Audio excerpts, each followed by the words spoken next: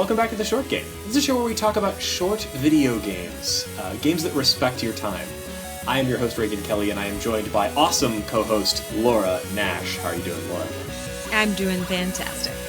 This week we're talking about another iOS game. We've talked about a number of sort of big-name iOS games over the years, but this is one that I hadn't played, even though it's actually talked about all the time when you look at best of lists. And Laura's prompting led me to give it a try finally after 4 years. So thank you, Laura. We're talking about problem. Waking Mars. Yeah, so Waking Mars is by Tiger Style, who made both of the Spider games. And it came out in 2012. So at the time, it got a lot of critical success. I wouldn't say it was a popular one, but it's an Apple Essential game. It was runner-up for their Game of the Year. Touch Arcade named it their Game of the Year, but it didn't quite break out. Yeah, I guess it probably depends on what you consider popular, and I don't really think they've released like detailed numbers. It didn't become numbers. Spider. That's and true. Everyone wanted it to be Spider. Everyone wanted to be the like crazy breakout hit. And it's a rough metric to hit. 2012 was a weird time in the mobile space because like Spider came out in, what was it, like 2009 or something like that? Mm-hmm. Yeah. And that was like the period where it was a gold rush of video games on the App Store. Enormous amounts of cash and indie developers were rushing to the App Store to try to be the next great hit on the App Store. And the first Spider, Secret of Bryce Manor from Tiger Style, was an absolute breakout success. It's an amazing game. We've done an episode, not on the first Spider, but on its sequel, The Secret of, Rite of the Shrouded Moon, which is also great, but in a lot of ways, go back to that episode if you're interested in our hot takes on those two games. But the first game still really measures up and is like really a great game. 4 years between. Now, how many years was it between? 3 years, I think. 2 or 3 years. Mm-hmm. I've looked back at my iPad and iPhone today and realized I still have a fair amount of games from 2012 installed on those devices because that was the year that Bastion came out, Beat Sneak Bandit. Wow. One of the Mikey games, Mikey Shorts, I think, came out that year. So there's a lot of really good, solid games that hold up, still play great on devices out in 2012. And yet, in 2012, this little garden ecosystem science game about Mars won the hearts of people and got a lot of, as I said, critical attention.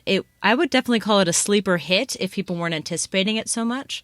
But I played it in 2013 on a plane ride, and after a little bit of a slow start, really fell in love with it. It's still unlike any game I've played. That's a really good point, though. Like, you played it on a plane. I played it.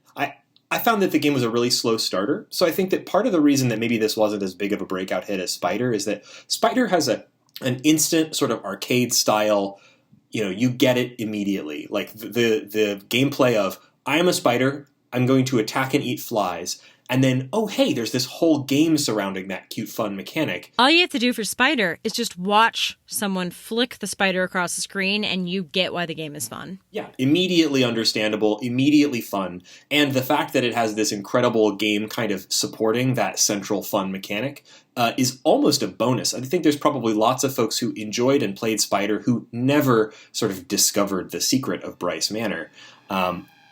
But that whole mystery and its whole, the rest of the game is there for you to discover. This game is more explicitly, I wouldn't say that this is in any way a hardcore game, but it looks on the surface like it might be a hardcore game. It's a game about space, it's about Mars. You're in a spacesuit. If you just look at screenshots, you might think this is a Metroidvania, and in fact, I think a lot of folks had that sort of expectation going into it back in 2012, but it's so not. I mean, I saw a couple shots of the game and thought it might have a horror element to it. You're in a cave for most of it, in a spacesuit. The caves are red. There's these weird-looking plants shooting things at you. You're It looks like it could be a super survivalist game. But really, it's a game where you play a scientist who is trying to cultivate life in these caves. You're a botanist. There's no shooting. You have a jetpack, but it's literally just used to get around these caves. And a lot of the tasks are things like saving a robot, or trying to get an ecosystem working to the point that you can get out of a certain part of a cave system. There's a lot of thought and patience in this game that I think the art style did not lead me to think it was going to be like that. It was really unexpected. And actually, the game, like I said, it was a slow starter. It was a little tough to get into for about the first hour, which is really tough for a mobile game. You know, mobile games, just sort of by the nature of the platform, you're running it on the same device that you look at Twitter on and like endlessly stare at social media and stuff. It's really hard to get into a sort of deeper, more, I guess, not contemplative exactly, but like a little bit more mellow gameplay loop on that kind of device. Or at least it is for me. I literally had to, knowing I was playing this game for the show and really wanting to get into it, I literally had to put my iPhone into guided access mode for the first hour or so to make sure that I wasn't quickly switching over to check Twitter every time a notification pops up or what have you. But once I got past that initial kind of, hump of getting a sense of what the game was actually all about, I got really engrossed in it. Yeah, I mean, the first thing I noticed about this game is there is voiceover in their characters, and I remember getting excited that you play an Asian man and that you're guided by a black woman, and Tiger Style didn't have to do that. So that was one thing that I was kind of excited about, and then that wasn't a plot point, which I got more excited about. And then I realized that you're really just walking around, shooting seeds into fertile ground and observing plants. And after a few times I planted things, I started realizing there's a lot more to this game than on the surface. So to set up the story of the game, which is really just sort of a frame, not vital to the experience once you really get into it, but to explain why there's a Chinese astronaut walking around in caverns on Mars planting seeds.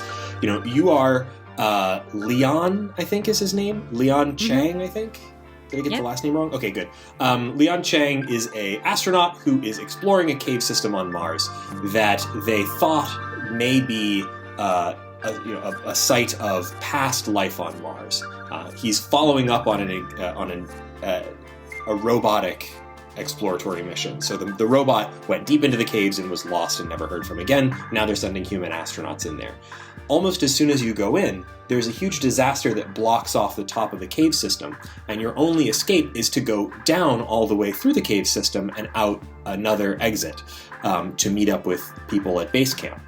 So there is this sort of life-threatening aspect to it, and yet despite that, it's almost very chill, because as you explore the cave system, you realize this is not a site of past life, it's a site of dormant life.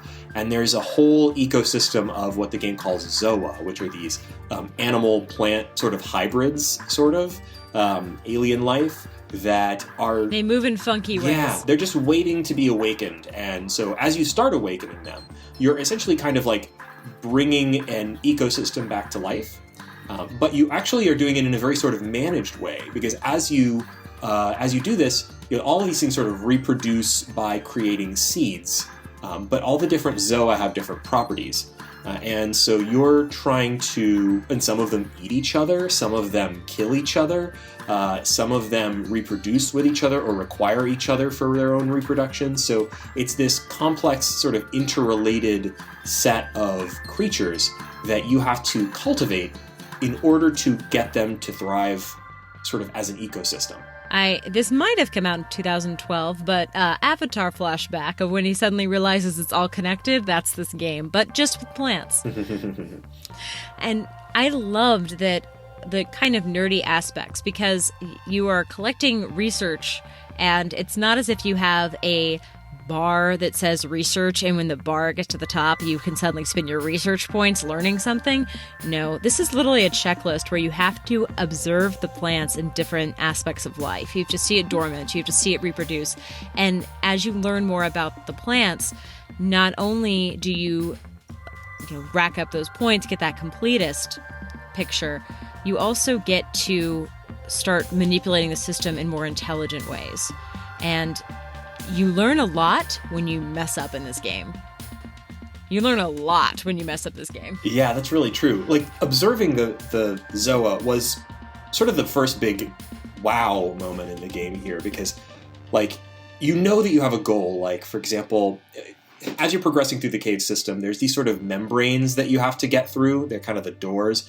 And in order to get past them, you have to raise the biomass of the rooms. These membranes are kind of acting like a filter, and they won't let you pass through them unless the biomass of the room is higher than a certain point. And that's just sort of a score for each room based on how many Zoa are alive in it. Yeah, and you start off by doing math, and then you're like, why am I doing math? And then you start realizing, oh, if I can get these things to work together, I'm going to astronomically fix this room. Yeah, you can. If you're playing smart, you're kind of building little systems that will reproduce themselves and increase the biomass all on their own for you.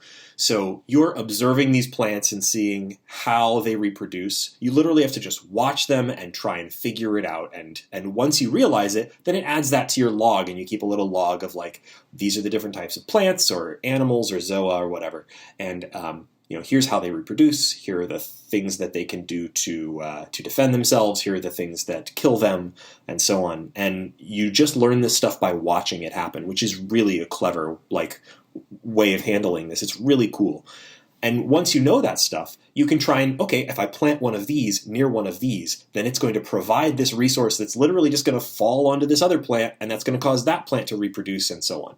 So you're trying to set up these little systems by placing plants in different places I say plants, some of them are animals, but you're trying to place them in different ways that'll hopefully create these little self-sustaining systems that will increase the biomass of the rooms that you're in. And what's really fun is if you mess up, you plant the wrong things, you break it, you have to repair the system, and it feels haphazard until it clicks. There's a wonderful quote by Robert Florence from Rock, Paper, Shotgun that says, "The smarter you are, the less work you have to do. Whenever you feel like you're doing some hard labor in the game, like traveling somewhere to get water and then somewhere else to get spores, and everything is taking too long, is a bit of a hassle, that's when you know you've got things wrong. When everything clicks, when you visit an area and there are seeds flying everywhere and seething masses of life, you know you've made some smart choices."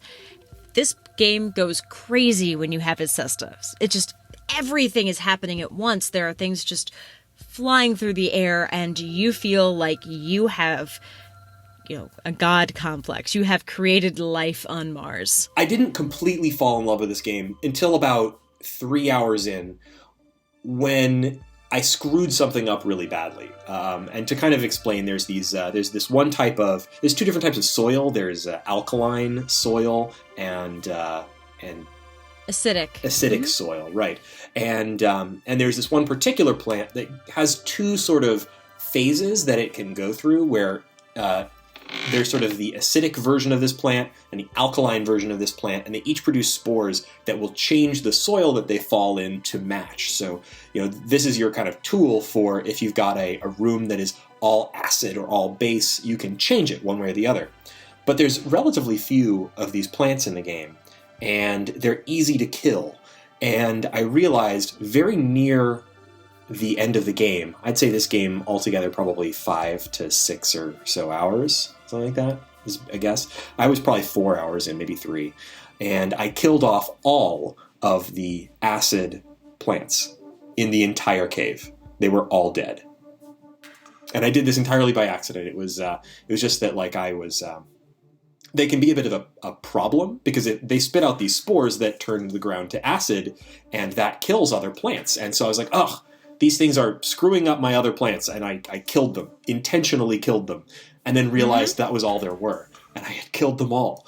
And I was screwed. And not to do any spoilers, but there's a point later on in the game where you very specifically need spores from that plant.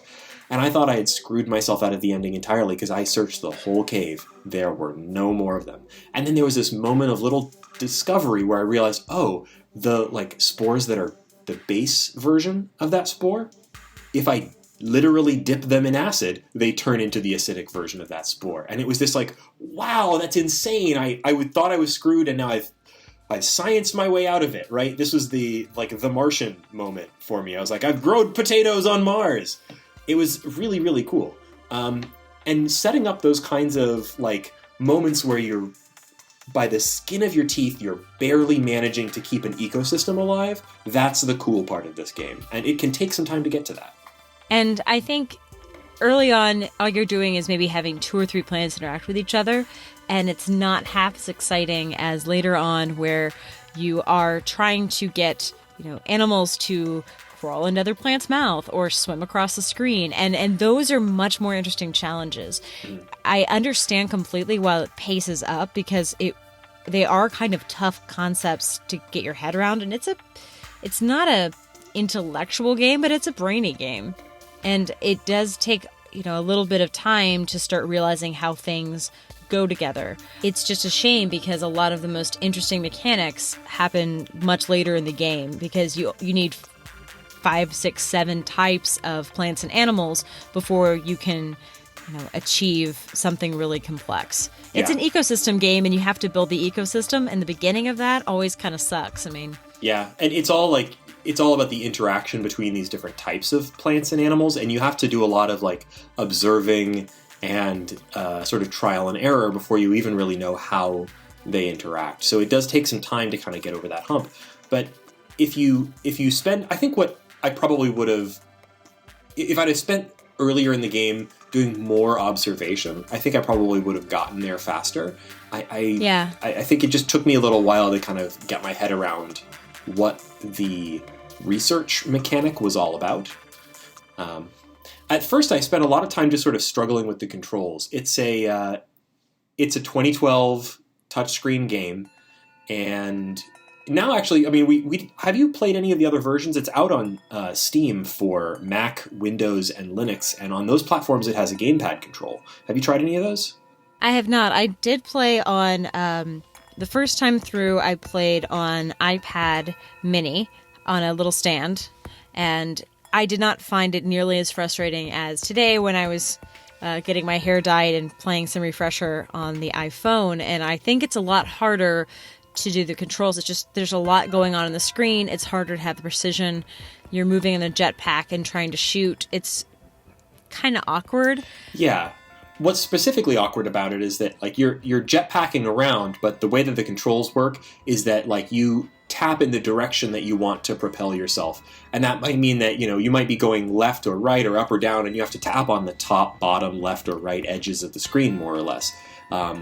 And so it works really well if you're playing on a device that you have, for example, sitting flat on a table. But if you're trying to hold it, that can actually be kind of awkward. I found it pretty difficult to do on my iPhone 7 Plus, which is big and kind of hard to touch all the areas of the screen that I might need to.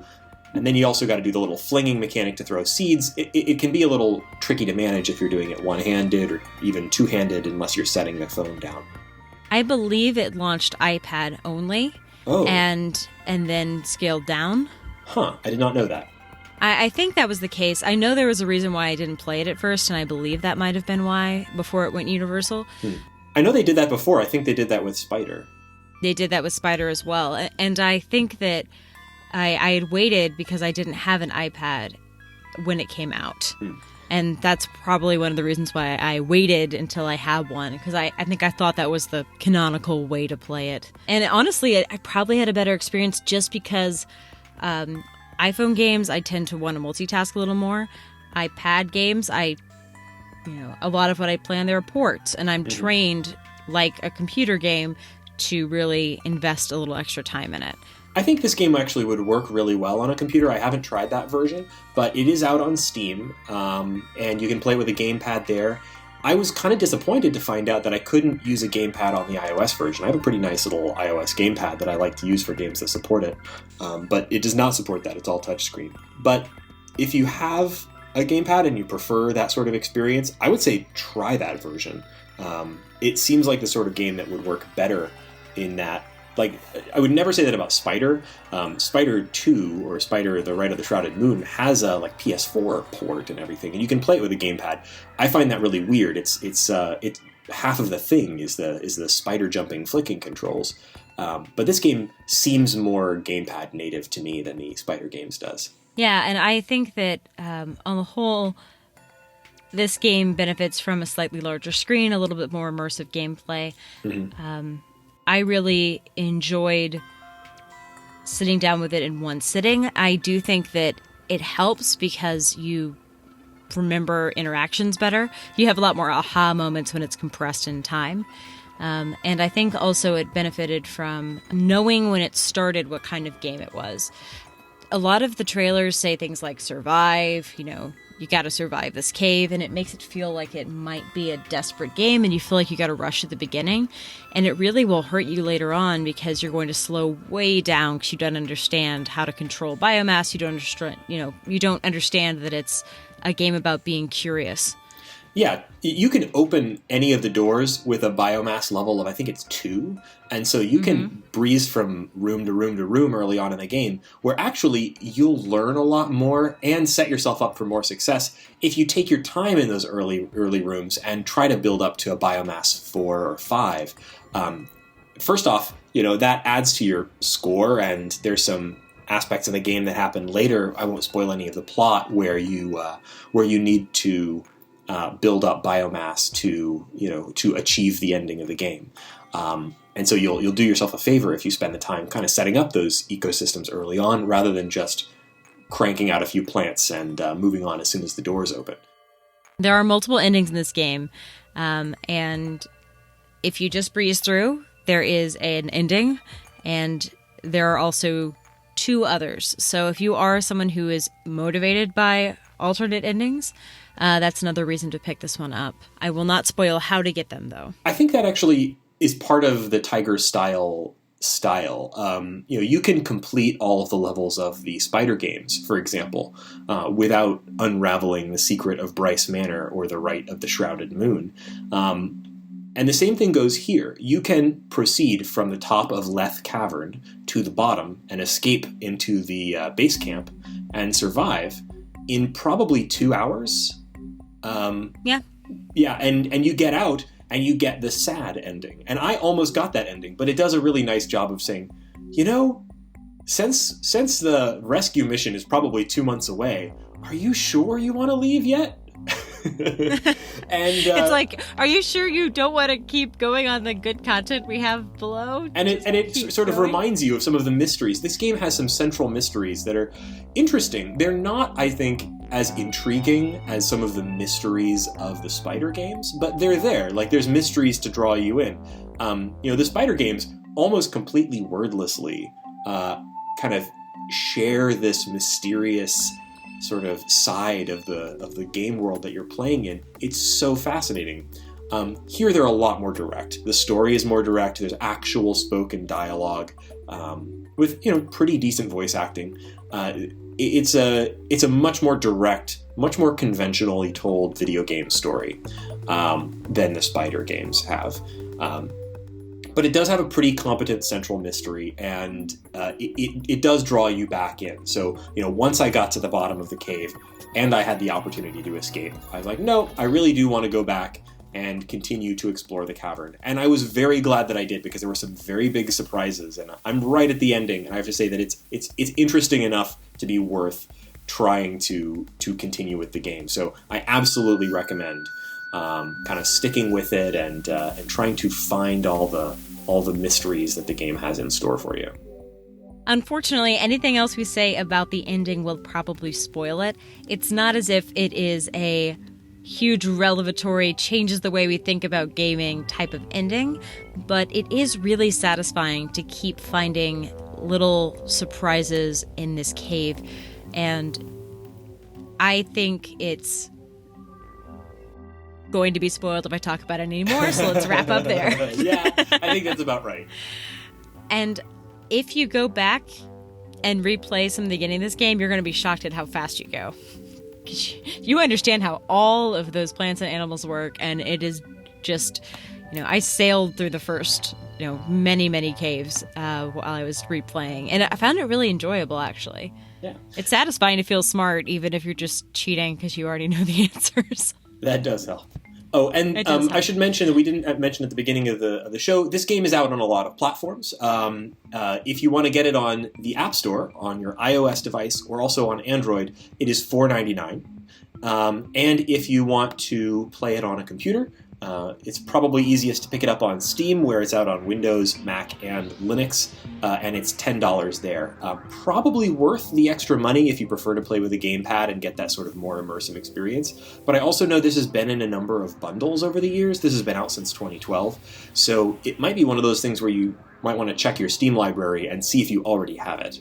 Also, I know it comes up on sales and stuff pretty frequently as well, since it's been out so long. It's one of those things that shows up frequently in Steam sales and whatnot. Definitely. And I think if you want to know what life is like in 2097, this is a great way to do it without shooting things. Yeah, it's not combat focused, which is a little bit refreshing. And I'm not one of those folks who thinks that, like, oh man, guns are bad. Playing games with guns is bad. I like a good shooting man. But it's very interesting to play a game that's more about sort of this ecosystem building gardening thing. It's really neat. Very much enjoyed. Thank you so much for recommending it to me, Laura. I had been meaning to get around to this game since 2012 and had been putting it off for one reason or another. I actually bought it, I think, sometime in 2013 when it went on sale for the first time, and it had been sitting on my purchases list on the iPhone ever since then. And never actually even booted it up as far as I can tell. But finally going into it, totally worth spending your time on. Mm-hmm. So thanks again, Laura, for recommending that we kind of go back and replay this game. It's interesting timing because Touch Arcade had that great article just a few days ago that was a sort of old... Did we already talk about that earlier in the episode? No. Oh, we didn't mention it? Good. A week after we decided to recover Waking Mars, Touch Arcade had to steal our glory and do a recap. Yep. It's a great recap. I'll try to link to it in the show notes. They've been doing that a lot recently where they go back and kind of re-explore games that were their game of the year or RPGs that are... The thing about iOS as a platform is that there's not really there's no generations on iOS. There's no kind of retrospectives on the greatest games of the Super Nintendo or what have you. So it's great to see folks kind of going back and looking at these older games and kind of trying to see what still holds up, what's still worth playing. So hats off to Touch Arcade, and while we decided to do this before you published your article, Touch Arcade, we're glad that those came out around the same time. So thank you so much for recommending the game, Laura. Our next game, we haven't picked yet. We're not really sure what we're going to be doing next. But either our next game or the game after that is going to be a spooky game for October. So if you have a spooky game that you think is a great short game, either a horror game or maybe just something with a Halloween-y theme that you like and that you think would be good for the show, let us know. We're actively seeking something to sort of fill that itch right now. Yeah, we made a mistake of playing most of our spooky, terrifying games earlier in the year.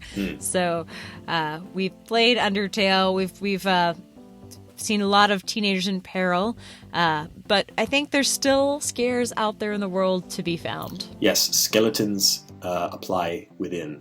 So if you have a suggestion like that, go to www.theshortgame.net where you'll find our contact form. Thank you so much for folks who've been writing in there. We really appreciate everyone and try to respond to every single one of them too. If you want to reach us on Twitter, we're @_shortgame. I've been your host, Reagan Kelly, and I'm also on Twitter @ReaganK. That's RayGank. And Laura, where can people find you?